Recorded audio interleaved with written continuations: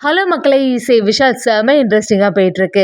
ஸ்ரீஜாவும், வர்ஷினி அசோக்குக்கு இன்னைக்கு என்கேஜ்மெண்ட் நடக்க போகுதுன்னு சொல்லிட்டு சந்தோஷத்துல இருந்தா, நம்ம இசை எல்லாம் சேர்ந்து செம அதிரடியா ஒரு பிளான் பண்ணி நம்ம ராகவுக்கும், வர்ஷினிக்கும் என்கேஜ்மெண்ட் நடக்குதுன்னே சொல்லலாம். இத தெரிஞ்சுக்கிட்டு சுபத்ராவோட ரியாக்ஷன் என்னவா இருக்க போகுது? வீடியோக்குள்ள போறதுக்கு முன்னாடி நம்ம சேனலுக்கு சப்ஸ்கிரைப் பண்ணிருங்க. அப்படியே பக்கத்துல இருக்க பெல் ஐகானை கிளிக் பண்ணுங்க. அப்பதான் நான் போடுற வீடியோலாம் உங்களுக்கு நோட்டிஃபிகேஷனா வரும். நம்ம வர்ஷினியும் பயங்கர பதட்டத்தோட இருக்காங்க. அப்படியே நம்ம இசையும் வர்ஷினி கிட்ட, "நீ எதுக்குமே கவலைப்படாத வர்ஷினி. எதுவா இருந்தாலும் நாங்க பார்த்துக்கலாம். உன்னோட வயித்துல வளர குழந்தை நல்லபடியா இருக்கணும். எப்படியாவது அந்த குழந்தை பிறக்கணும்." அப்படிங்கிற மாதிரி நம்ம வர்ஷினிய சமாதானப்படுத்துறாங்க. நம்ம இசை வர்ஷினியை ஹாஸ்பிட்டல் கூட்டிட்டு போய் எப்பவும் போல பார்க்குறாங்க. அதே சமயத்துல நம்ம வர்ஷினியும், "எப்படி நான் வந்து அமைதியா இருக்க முடியும்? இனி கொஞ்ச நாள்ல எங்க 2 பேருக்கும் மேரேஜ் நடக்க போறதாட்டு அத்தை சொல்லிட்டே இருக்காங்கல்ல. எனக்கும் அசோக்குக்கும் கண்டிப்பா மேரேஜ் நடக்கக்கூடாது. இந்த என்கேஜ்மெண்ட்ல நான் சந்தோஷமாவே இருக்க போறதில்ல. என்கேஜ்மெண்ட்ல கண்டிப்பா மோதிரம் மாத்தக்கூடாது." அப்படின்னு சொல்லும்போது நம்ம இசையும், "நீ கவலைப்படாத வர்ஷினி. அதான் நானும் விஷாலும் இருக்கோம்ல. எப்படி இருந்தாலும் அது உங்க 2 பேரையும் நாங்க சேர்த்து வச்சிடலாம்." அப்படின்னு நம்பிக்கை கொடுக்குறாங்க. சுபத்ராவும் அசோக்குக்கும் நம்ம வர்ஷினிக்கும் என்கேஜ்மெண்ட் நடக்க போகுதுன்னு சந்தோஷத்துல குடும்பத்தில் உள்ளவங்க எல்லாருமே அந்த இடத்துல இன்வைட் பண்ணியிருக்காங்க. ஸ்ரீஜாவும் சிந்தாமணியும், "சரி நம்மளோட ரூட்டு கிளியர் ஆக போகுது. ராகவ் வந்து இனிமே பிரச்சனை பண்ண மாட்டான். நம்ம நினைச்ச மாதிரி அந்த வர்ஷினிக்கும் அவனுக்கு தான் மேரேஜ் நடக்க போகுது. அதனால எந்த பிரச்சனையும் இருக்காது." அப்படின்னு சொல்லிட்டு யோசிக்கும் போது ஒரு கட்டத்தில் ஸ்ரீஜாவுக்கு இந்த இசை சும்மா இருக்க மாட்டாள், ஏதாவது கடைசி நேரத்தில் பண்ணி சொதப்பிடுவாளோ அப்படிங்கிற ஒரு எண்ணமும் வந்துட்டு போகுது. ஆனால் நம்ம இசைக்கும் சுபத்ரா கிட்ட நம்ம சத்தியம் பண்ணணுமே அப்படிங்கிற ஒரு எண்ணம் வந்துட்டு இருக்கு. எப்படி அத்தை கிட்ட நான் சொல்ல சத்தியத்தை மீற முடியும்?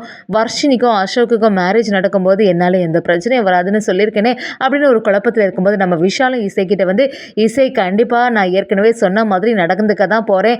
ராகவை வந்து வர்ஷினிக்கு மேரேஜ் பண்ணி கொடுக்க தான் போகிறேன். அந்த ஸ்ரீஜாவோட குணத்தை பற்றி நமக்கு நல்லாவே தெரியும். அதனால ஸ்ரீஜா வந்து சரியான ஆளே கிடையாது. ராகவுக்கு சீக்கிரத்தில் வர்ஷினிக்கு மேரேஜ் பண்ணி வைக்கணும்." அப்படி சொல்லும்போது வர்ஷினி ரொம்பவே ஃபீல் பண்ணிட்டு இருக்கும்போது நம்ம விஷாலும், "நீங்கள் எதுக்கும் கவலைப்படாத. நான் தான் சொல்லியிருக்கேன்ல, வழக்கம் போல் என்கேஜ்மெண்ட் நார்மலாக இருங்க. எந்த பதட்டமும் இல்லாமல் இருந்துட வேண்டியதான்.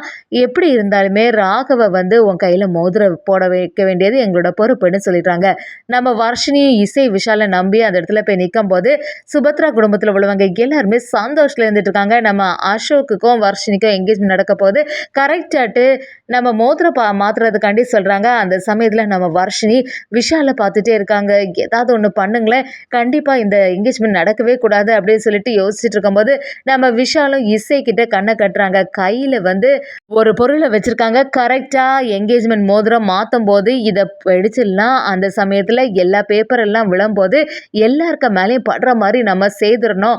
அப்போ யாருமே கவனிக்க மாட்டாங்க. அந்த டைமில் கரெக்டாக ராகவை அங்கே உள்ள விட்டு ராகவை வந்து வர்ஷினி கையில் மோதிரத்தை மாற்றுற மாதிரி பார்த்துக்கணும் அப்படின்னு சொல்லிட்டு நம்ம இசை பிளானை போட்டு வைக்கிறாங்க. அது மாதிரியே மோதிரம் மாற்றும் போது இந்த செயலை செய்கிறதுக்கு தயாராகிறாங்க. நம்ம ஸ்ரீஜாவும் சிந்தாமணியும், "கண்டிப்பாக இதை வந்து கூர்மையாக நம்ம பார்த்தே ஆகணும். இவங்க 2 பேருக்குள்ளே என்கேஜ்மெண்ட் முடிஞ்சுதா அப்படின்னு தெரிஞ்சுக்கணும்னு சொல்லிட்டு கவனமாக பார்த்துட்டே இருக்காங்க. மோதிரம் மாற்றும்போது கரெக்டாக அதை பொருளை வெடிக்க வைக்கிறாங்க. அதுலேருந்து பேப்பர் எல்லாமே விழுது. அது எல்லாம் சுபத்ரா மட்டும் இல்லாமல் அங்கே வந்திருந்தவங்க எல்லாருக்க மேலேயுமே விழும்போது அந்த மோதிரம் மாத்துறதை கவனிக்காமல் அந்த பேப்பர் எல்லாம் விளக்கிட்டு இருக்காங்க. அந்த சமயம் பார்த்து ராகவ் கரெக்டாக உள்ளே வந்துடுறாங்க. ராகவ் வந்து நம்ம வர்ஷினியோட கையில் மோதிரம் மாத்துறாங்க. வர்ஷினி திடீர்ந்தால நம்ம ராகவ் கையில் மோதிரம் மாத்துறாங்க. இதை பார்த்து அசோக் அப்படியே அதிர்ச்சியாகி நிற்கிறாங்க.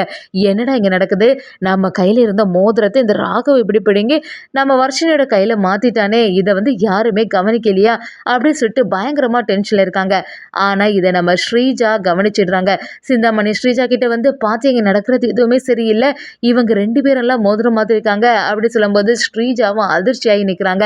நம்ம இவங்க அசோக்கு கூட மேரேஜ் முடிஞ்சிடும்னு பார்த்தா இந்த இசை தான் ஏதாவது பிளான் பண்ணி இந்த சொதப்பல் எல்லாம் பண்ணியிருப்பான். ராகவை எப்படி இருந்தாலுமே நம்ம விடவே கூடாதுன்னு சொல்லிட்டு ஸ்ரீஜாவும் பயங்கரமாக எரிச்சலாகிறாங்க. இப்பதான் நம்ம வர்ஷினிக்கு ஒரு நம்பிக்கையே வந்தது. வர்ஷினியும் ராகுவும் பயங்கர சந்தோஷத்தில் இருக்கும்போது அசோக்கும், இந்த நேரத்தில் வெளியில் இதை பற்றி சொன்னால் நமக்கு தான் அவமானம், அதனால கொஞ்சம் அமைதியாகவே இருந்துடலான்னு யோசிக்கிறாங்க. சுபத்ராவும் பார்க்கும்போது சரி என்கேஜ்மெண்ட் நல்லபடியாக முடிஞ்சுன்னு சொல்லிட்டு ஒரு சந்தோஷத்தில் இருக்காங்கன்னே சொல்லலாம். அதே சமயத்தில் நம்ம இசையோட மனசில் ஒரு குற்ற உணர்ச்சியாகவே இருந்துகிட்ருக்கு. நம்ம வந்து அத்தைக்கிட்ட ஒரு சத்தியம் பண்ணோம், ஆனால் விஷால் பண்ண பிளானுக்கு நம்ம என்ன செய்ய முடியும் அப்படின்னு சொல்லிட்டு சமாதானம் ஆகுறாங்க. நம்ம விஷாலும் வர்ஷினிக்கிட்ட வந்து, இப்போ உனக்கு நிம்மதியாச்சுல்ல? நான் சொன்ன மாதிரியே செய்துட்டேன்ல. கண்டிப்பா உனக்கும், ராகுவுக்கும் இதே மாரி ஒரு நாள் நாங்க மேரேஜ் பண்ணி வைக்க தான் போறோம்." அப்படின்னு சொல்லிட்டு நம்ம வர்ஷினி கிட்ட சொல்லும்போது, வர்ஷினியும் எனக்கு இப்ப தான் கொஞ்சம் ஒரு நிம்மதியே ஆச்சு. எனக்கு உங்க மேல இருக்க சந்தேகம்லாம் இப்ப தான் போயிருக்கு. கண்டிப்பா நீங்க வந்து இத சொன்னத நிறைவேத்தி வைப்பீங்க அப்படிங்கிற ஒரு நம்பிக்கை இருக்குன்னு சொல்லிட்டு, நம்ம வர்ஷினியும் விஷால் கிட்ட சொல்ல ஆரம்பிக்கிறாங்க. ஒரு கட்டத்துல நம்ம ராகவ், வர்ஷினிக்கு என்கேஜ்மெண்ட் நல்லபடியா முடியுது. அதே சமயத்துல நம்ம ராகுவையும், வர்ஷினியும் கூடிய சீக்கிரத்துல நம்ம இசை ஒண்ணு சேர்த்து வைப்பாங்கன்னே சொல்லலாம்.